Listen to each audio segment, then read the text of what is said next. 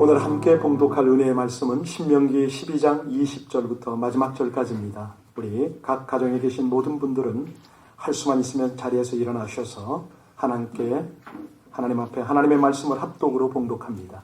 신명기 12장 20절부터 32절까지 합독하십니다. 네, 하나님 여호와께서 내게 허락하신 대로 내 지경을 넓히신 후에 내 마음에 고기를 먹고자 하여 이르기를 내가 고기를 먹으리라 하면 네가 언제나 마음에 원하는 만큼 고기를 먹을 수 있으리니 만일 내 하나님 여호와께서 자기 이름을 두시려고 택하신 곳이 내게서 멀거든 내가 네게 명령한 대로 너는 여호와께서 주신 소와 양을 잡아 내 각 성에서 내가 마음에 원하는 모든 것을 먹되 정한 자나 부정한 자를 막론하고 노루나 사슴을 먹는 것 같이 먹을 수 있거니와 다만 크게 삼가서 그 피는 먹지 말라. 피는 그 생명인즉 내가 그 생명을 고기와 함께 먹지 못하리니 너는 그것을 먹지 말고 물같이 땅에 쏟으라. 너는 피를 먹지 말라. 내가 이같이 여호와께서 의롭게 하시는 일을 행하면 너와 내 후손이 복을 누리리라. 오직 내 성물과 선물을 여호와께서 택하신 곳으로 가지고 가라. 내가 번제를 드릴 때에는 그 고기와 피를 내 하나님 여호와의 제단에 드릴 것이요 내 제단의 피는 내 하나님 여호와의 제단 위에 붓고 그 고기는 먹을지니라. 내가 네게 명령하는 이 모든 말을 너는 듣고 지키라. 내 하나님 여호와의 목전에 선과 의를 행하면 너와 내 후손에게 영구히 복이 있으리라. 내 하나님 여호와께서 내가 들어가서 쫓아낼 그 민족들을 내 앞에서 멸절하시고 내가 그 땅을 차지하여 거기에 거주하게 하실 때에 너는 스스로 삼가 내 앞에서 멸망한 그들의 자취를 밟아 올무에 걸리지 말라. 또 그들의 신을 탐구하여 이르기를 이 민족들은 그 신들을 어떻게 섬겼는고 나도 그와 같이 하겠다 하지 말라. 내 하나님 여호와께는 내가 그와 같이 행하지 못할 것이라. 그들은 여호와께서 꺼리시며 가증히 여기시는 일을 그들의 신들에게 행하여 심지어 자기들의 자녀를 불살라 그들의 신들에게 드렸느니라. 내가 너희에게 명령하는 이 모든 말을 너희는 지켜 행하고 그것에 가감하지 말지니라. 아멘. 하나님의 말씀입니다. 네, 자리에 앉으셔도 좋습니다. 자, 여러분, 우리 하나님이 천지에 충만한 하나님이심을 믿으십니까? 하나님이 사랑의 하나님이심도 믿으시죠? 그 하나님이 우리와 함께 하심도 믿으십니까? 지금 각 가정에 우리의 예배 처소마다 신령과 진정으로 예배 드려지는 그곳에 하나님이 영으로 함께 하심을 믿으시기 바랍니다. 마틴 루터 이야기를 하겠습니다. 어느 날 친구와 함께 야외를 나갔어요. 그런데 갑자기 폭우가 몰아치는데 번개를 동반한 무서운 폭우가 쏟아지는 거예요. 일단은 피했다 가야겠다는 생각으로 큰 나무 밑에 친구와 둘이 들어갔습니다. 그 상황에서 번쩍번쩍 하더니 한 번개가 그 나무를 때린 거예요. 루터와 나란히 섰는 친구가 그 벼락에 맞아서 그 자리에서 즉사를 했습니다. 여러분, 얼마나 충격이 크겠습니까? 만약에 우리가 그런 일을 당했다. 감당이 되지 않겠죠? 마틴 루터가 친구의 장례식장에서 하나님께 물었습니다.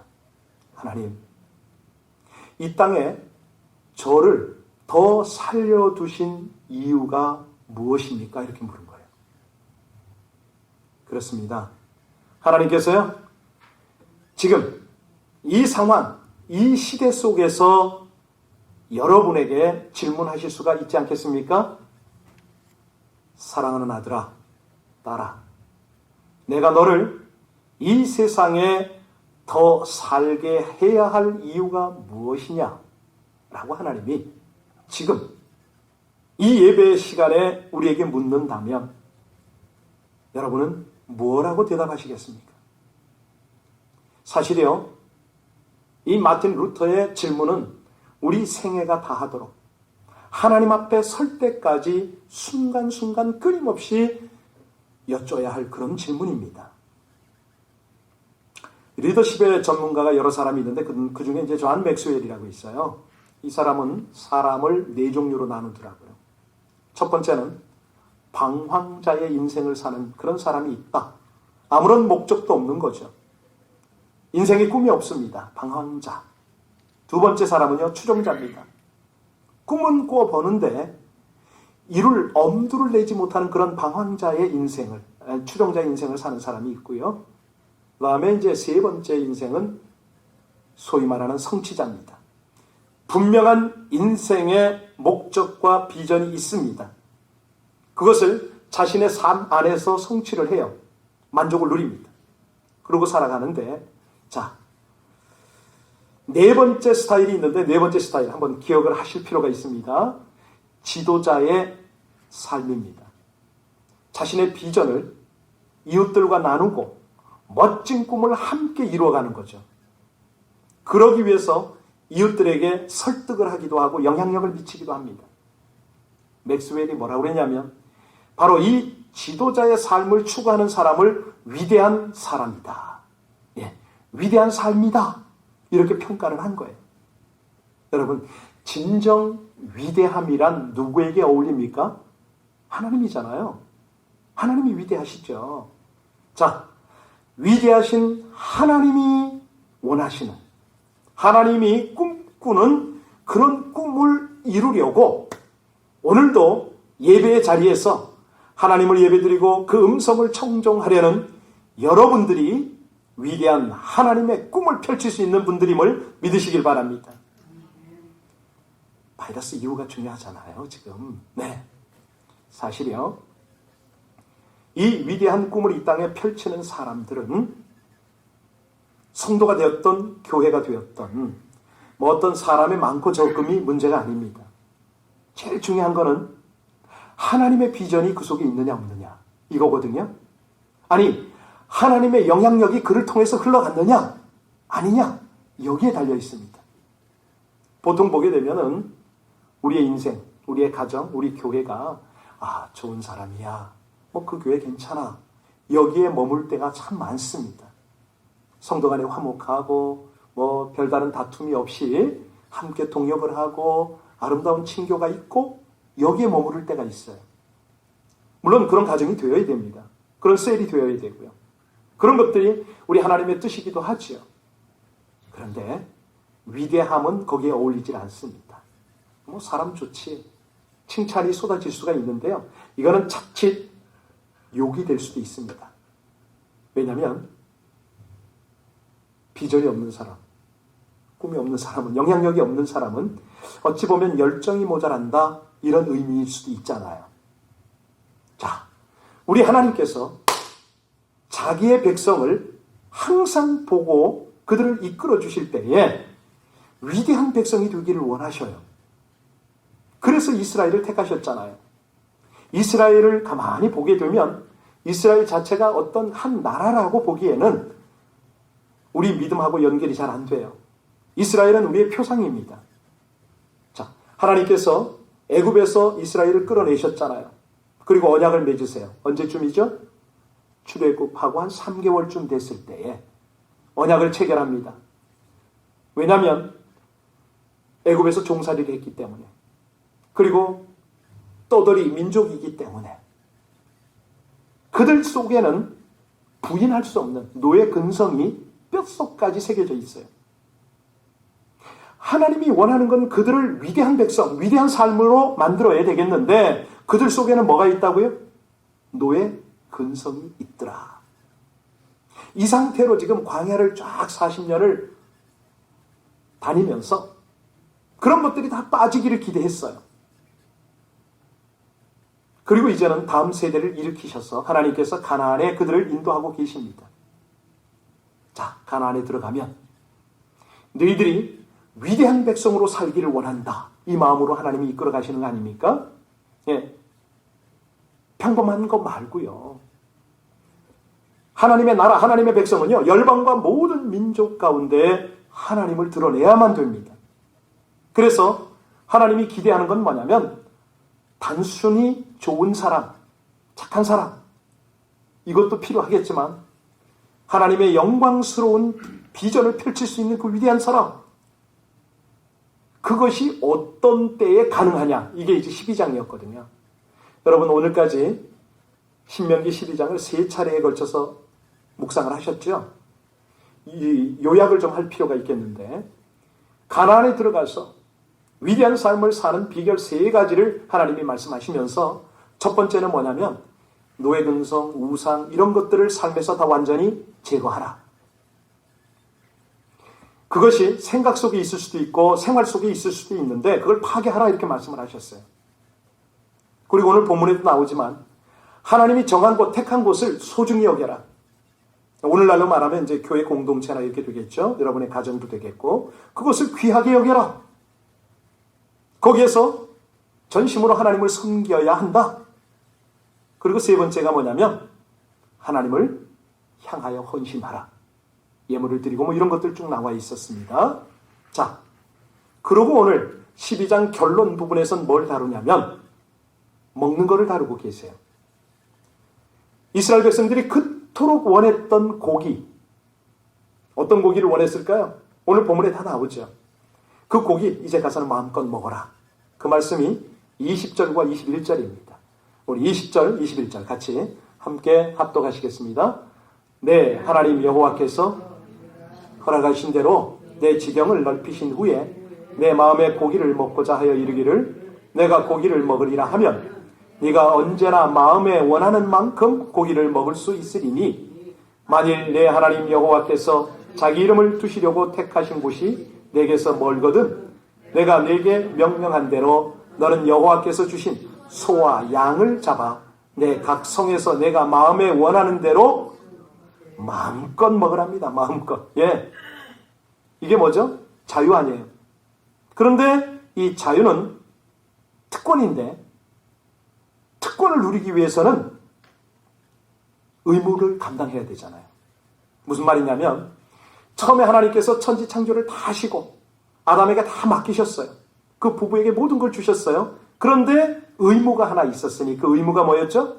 선악과를 네가 잘 지켜라. 뭐 그런 거 아닙니까? 이건 불변의 원칙입니다. 하나님이 주시는 것은 다 마음껏 먹을 수가 있죠. 그런데 스스로 먹지 말아야 할 것이 있습니다. 하나님의 진리의 말씀 안에서 모든 것이 주어지면 우린 기뻐하잖아요. 그런데 우리 스스로가 절제해야 될 것이 있는 거죠. 자, 여기 이제 23절, 24절, 22절부터 보겠습니다. 24절까지를 보시면 여기에 이 마음대로 원하는 대로 이걸 주목하면서 한번 읽어보시기 바랍니다. 22절부터 24절까지입니다.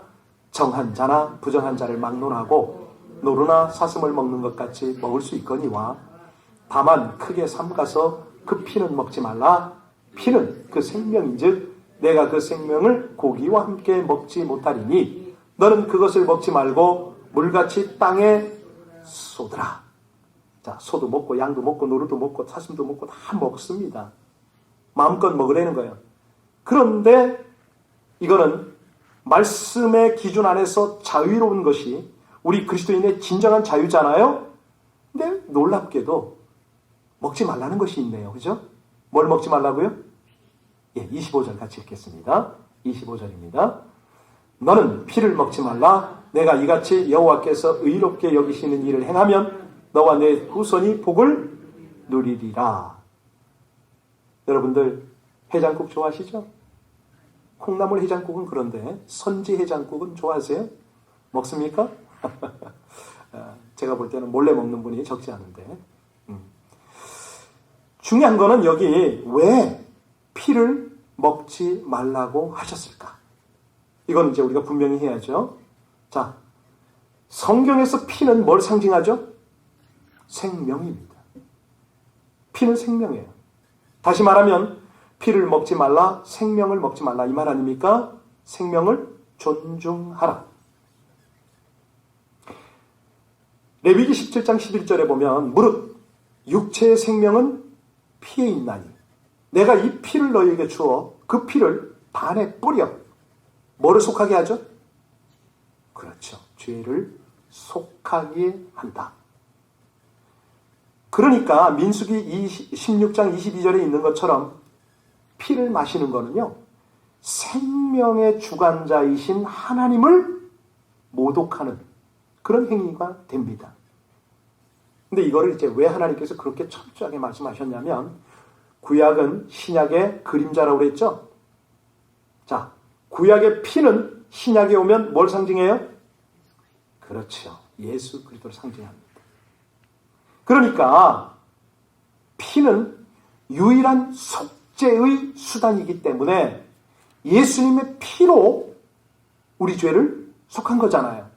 구약의 피는 신약의 예수의 피를 예표한 것이다. 다시 말씀드립니다.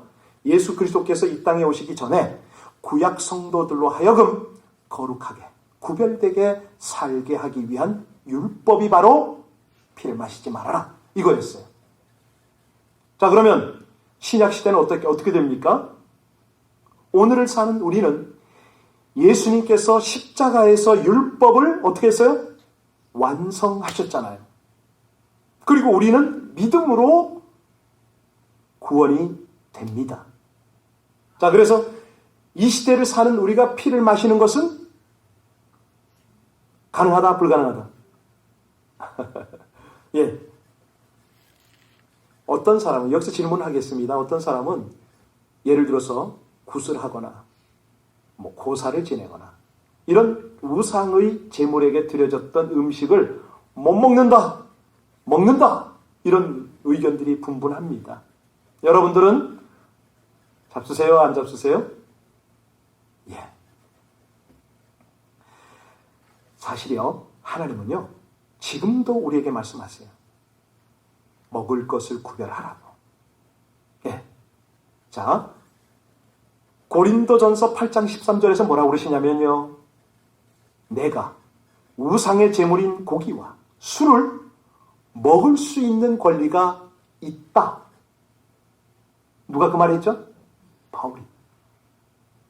그러나 하나님의 영광을 위하여, 믿음이 약한 자를 위하여 나는 영원토록 그것을 먹지 아니하리라. 이게 하나님이 주신 자유를 제대로 쓰는 거라 이거죠. 예. 그게 나에게는 걸림돌이 아니라는 거예요. 다른 사람에게 걸림돌이 된다면 내가 안 먹겠다.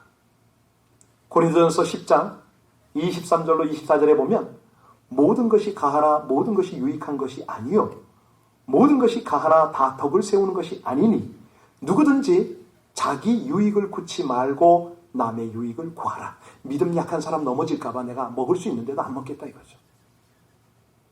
분명히 합니다. 여러분, 질문합니다. 성도란 무슨 뜻이죠? 예, 구별된 백성. 어떻게 구별됐습니까? 거룩하게.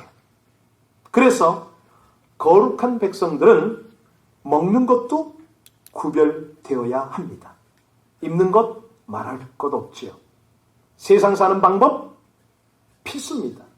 믿지 않는 사람하고는 달려야죠. 구별이 되어야 되죠.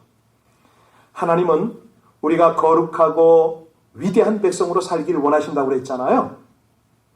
하나님의 그 꿈, 하나님의 비전을 이뤄가는 나의 사람으로 살아가기를 원하시고 계신 거예요. 그래서 우리는 절대 이 세상 꿈으로 만족할 수가 없습니다. 세상의 두려움에 갇혀 지낼 수가 없다고요.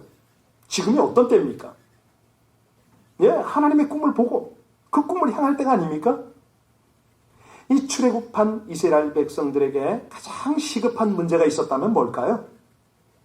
적으로부터 자신들을 방어하는 거요? 먹고 사는 문제요? 그런 것이 시급했을까요?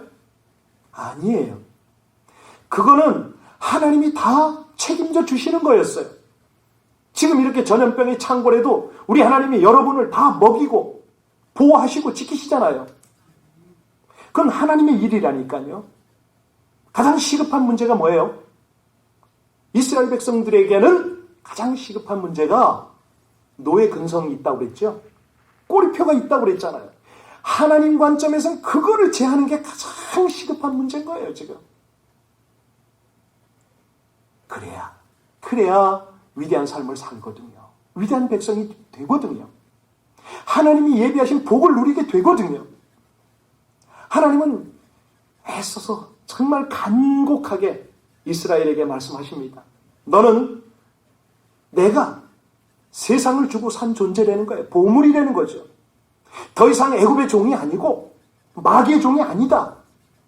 나에게 속한 내가 너와 언약을 한 언약 백성 아니냐. 너는 존귀한 존재다.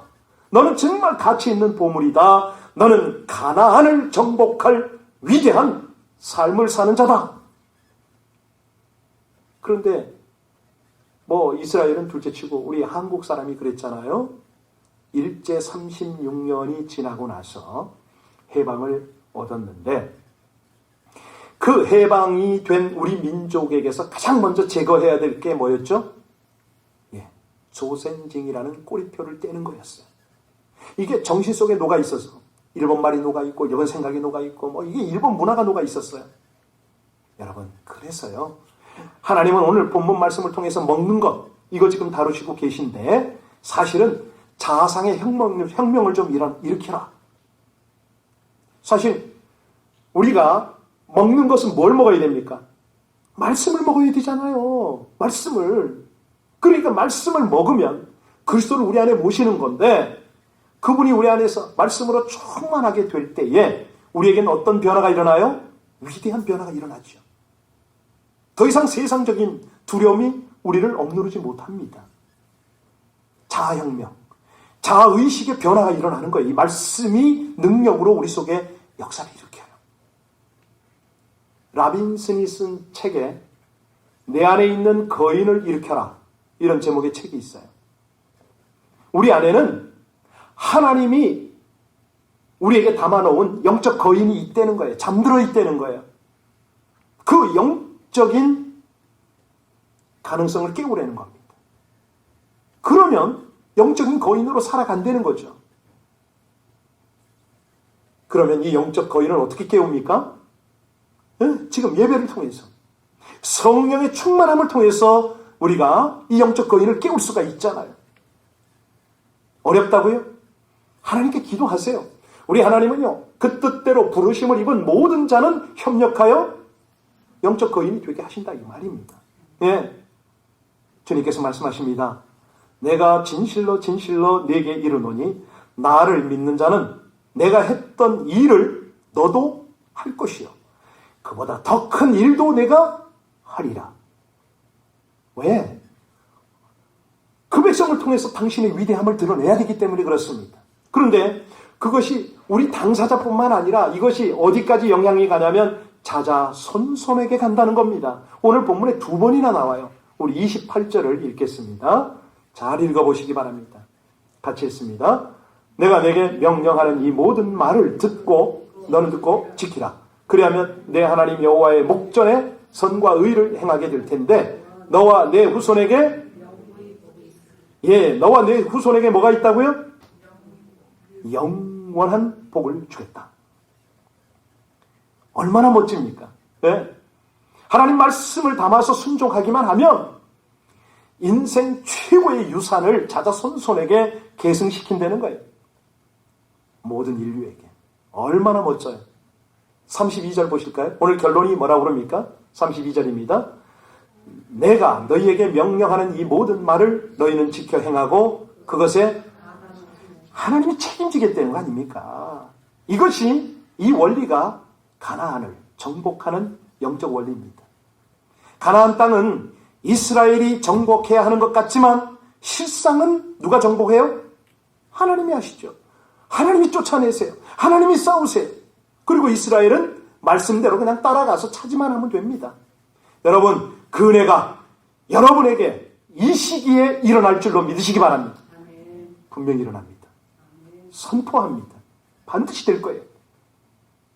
29절 보세요. 하나님께서 얼마나 강조하십니까? 29절 같이 읽습니다. 내 하나님 여호와께서 네가 들어가서 쫓아낼 그 민족을 내 앞에서 멸절하시고 네가 그 땅을 차지하여 거기에 거주하게 하시고. 여러분, 그렇습니다. 모든 일이 그런 거예요. 여러분들의 사업이 그런 거고요. 관계가 그런 거고요. 모든 그 일들이 하나님이 책임지시겠다는 거 아닙니까? 약속을 하셨어요. 우리가 할 일은 뭐죠? 그 은혜를 누리기만 하면 됩니다. 우리의 삶의 역사도 똑같아요. 하나님이 대신 싸워주시는 거죠. 우리 할 일은요, 신뢰하는 거예요. 일부 예배를 마쳤을 때 한 분이 머리가 아프시다 그래요. 집사님, 선포하시면 됩니다. 선포하시라고 부탁을 했는데요. 자, 끝까지 순종하고 하나님 말씀대로 주시는 복을 누리는 것. 이게 신앙생활 아닙니까?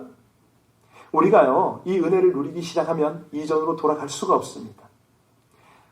그래서 하나님이 뭐라고 그러시냐면, 야, 가나안의 적과 꿀이 흐르지? 걔네들이 어떤 신을 섬겨서 이렇게 잘 사는지 너 궁금해하지 마.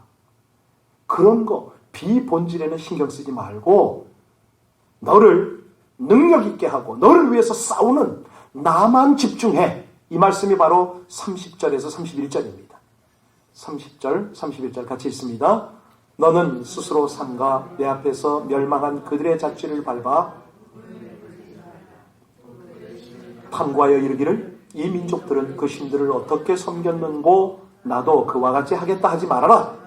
내 하나님 여호와께는 네가 그와 같이 행하지 못할 것이라. 그들은 여호와께서 꺼리시며 가증히 여기시는 일을 그들의 신들에게 행하여 심지어 자기들의 자녀를 불살라 그들의 신 다 망가진다는 겁니다. 가문 망한다는 거예요. 결론이 그거라는 거예요. 예. 그러니까 하나님께서 그렇게 꺼리시는, 가증히 여기시는 일들, 우상을 섬기고 심지어 자기 자녀를 불살라 바치고 우상을 섬기면 결론이 그거라는 거죠. 그래서 우리가 오늘 하나님의 말씀을 대하는 겁니다. 너희는 거룩하고 위대한 백성의 삶을 살아라. 하나님의 백성의 무기가 뭐죠? 예, 권력이나 힘이 아닙니다. 우리의 가장 강력한 무기는 뭐죠? 거룩이거든요. 하나님이 함께 하시는 거잖아요. 여러분, 우리는 하나님께로부터 생명을 얻었고 하나님 안에서 하나님과 더불어 그렇게 하나님의 능력으로 살아가야 할 백성으로 지음받았음을 믿으십니까? 예, 우리가 하나님 없이는 아무것도 할 수가 없습니다. 주 없이 살 수 없네. 이게 우리 인생이거든요. 애굽인들, 가나안 사람들 하나님 없이 잘 살았어요. 나름대로 행복한 것 같았어요. 왜? 그렇게 지어진 존재니까. 그렇게 살다가 망하도록 지어진 존재들이니까. 우리하고는 달라요. 우린 하나님 없이는 살 수가 없어요. 하나님 도움 없이는 하루를 버틸 수가 없어요. 정확하게는 하나님과 거룩한 교통이 없이는 우리 인생이 아닌 거죠. 우리가 잘 아는 다윗이요. 정말 통일 이스라엘을 이루고 왕궁, 그 거대한 왕궁에서 처첩을 건드리고 잘 살 때 어떤 일이 벌어졌습니까? 아들 압살롬이 반란을 일으켰잖아요. 울며 왕궁을 떠나서 쫓겨가던 그 다윗, 무슨 생각이 했겠습니까? 아, 내가 무서운 범죄로 하나님께 버림을 받았다라고 느낄 때 다윗이 가장 그리워했던 게 뭔지 아세요? 왕궁을 그리워했을까요? 수많은 처첩을 호화호식하던 아주 그 편안하고 안락한 침실 이런 걸 그리워했을까요? 아니에요. 다윗이 딱 하나 그리워했던 게 뭐죠? 예, 주님과의 관계였어요. 주여 나를 버리지 마옵소서. 내게서 여호와의 신을 거두지 마옵소서. 왜냐하면 하나님이 함께하면 나는 다시 일어날 수가 있으니까. 나는 행복할 수가 있으니까. 주 없이 살 수 없는 존재. 이것이 바로 거룩한 백성, 위대한 백성의 삶인 거죠. 사실 우리가 이 땅에 나 하나 잘 되려고 온 거 아니지 않습니까? 우리 가족 하나 어떻게 좀 세워보자 이렇게 온 건 아니지 않습니까? 그래서요, 예배 때마다, 기도 때마다 우리가 고백해야 될 것이 있습니다. 하나님, 아브라함이 보았던 그 땅 끝까지 복음을 전하기 위하여 온 열정을 다 드렸던 사도 바울, 그런 사람들을 바라보면서 하나님이 원하신, 하나님이 세우기 원하는 그런 어떤 가정, 그런 교회, 이런 비전을 우리가 품고 기도해야 될 것입니다. 세상 앞에 위대한 사람 말고요. 위대하신 하나님 앞에 위대한 삶을 사는 것. 이것은 영구히 복을 누리는 비결 아닙니까? 예. 이틀 전입니다. 금요일 밤에. 금요일 낮부터 여러분에게 다 카톡을 다 보냈잖아요. 가정예배 이렇게 좀 드려달라고.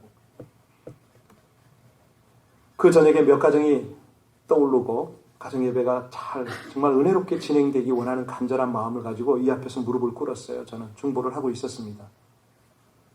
평소 금요 예배 그 시간에 저 하나님 앞에 기도를 했는데, 하나님 예배 중에 임재하여 주십시오. 그리고 그 예배가 형식과 틀을 벗어나서 신령과 진정의 예배, 하나님의 현존과 하나님의 만지심이 함께하는 예배가 되길 원합니다. 쭉 기도를 하고 있는데 갑자기 하나님께서 제 마음 안에 감동을 주시는 거예요. 내 백성들이 마지막 내 앞에 설 때에 내가 저들에게 무엇을 기대하는지 아느냐? 와, 밀려오는데요. 너무 은혜가 되더라고요. 내가 저들의 삶이, 너희 교회가 화려한 건물을 가지고 내 앞에 오기를 원하겠느냐? 이 세상에서 인정받는 명예와 권세와 재물과 이런 것들을 안고 내 앞에 너희들이 서길 내가 원하겠느냐? 하나님의 질문이 막 제 가슴을 때리는 거예요. 제가 어떻게 기도해야 될지를 하나님이 이끌어 가시는 거죠. 여러분, 만약에 여러분에게 하나님께서 이런 감동을 주시면 여러분은 하나님께 어떤 기도를 하시겠습니까? 아니, 더 분명하게 묻겠습니다. 여러분은 무엇을 가지고 하나님 앞에 서시길 원하십니까? 여러분 가족들이.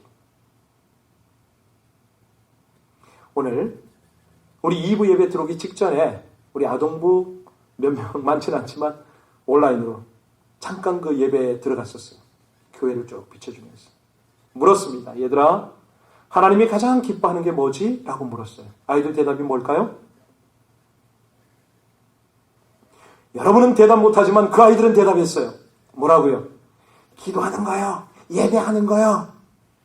그래, 고맙다. 이쁘다. 학교 못 가니까 집에서 성경 많이 읽지? 예. 그겁니다. 하나님 앞에 우리가 설 때는 이 땅에서 어떤 예배자의 삶을 살았는가? 하나님이 그걸 가장 위대하게 보시는 거예요. 네, 그걸 가장 쳐주시는 거예요. 로마서 12장 1절 2절이 있잖아요. 그러므로 형제들아, 내가 하나님의 자비하심으로 너희를 권하노니 너희 몸을 기뻐하시는, 하나님이 기뻐하시는 뭘로 드려요? 산 제사로. 그런데 그 산 제사가 하나님이 받을 때는 뭘로 받는다고요? 너희의 영적 예배로 받으신다. 이거거든요. 예배자. 그렇습니다. 여러분은 하나님의 위대한 백성들이라고 말씀드렸습니다. 이 영향력이 흘러가며 자자손손을 위대하게 만드는 거죠. 영구의 복을 누리고 나누도록 하시는 거죠. 왜? 하나님이 그렇게 지으셨기 때문에. 하나님이 이곳까지 이렇게 이끌어 오셨지 않습니까? 지금 이 전염병이 있을 때는요, 바로 그 이유를 우리는 내다봐야 되잖아요. 여러분 절대 휘둘리지 마세요. 가짜 뉴스에 휘둘리지 마세요. 그런 거 접할 시간이면 오히려 하나님을 더 포커스 하셔야 됩니다. 예배자로 계시면 좋겠습니다.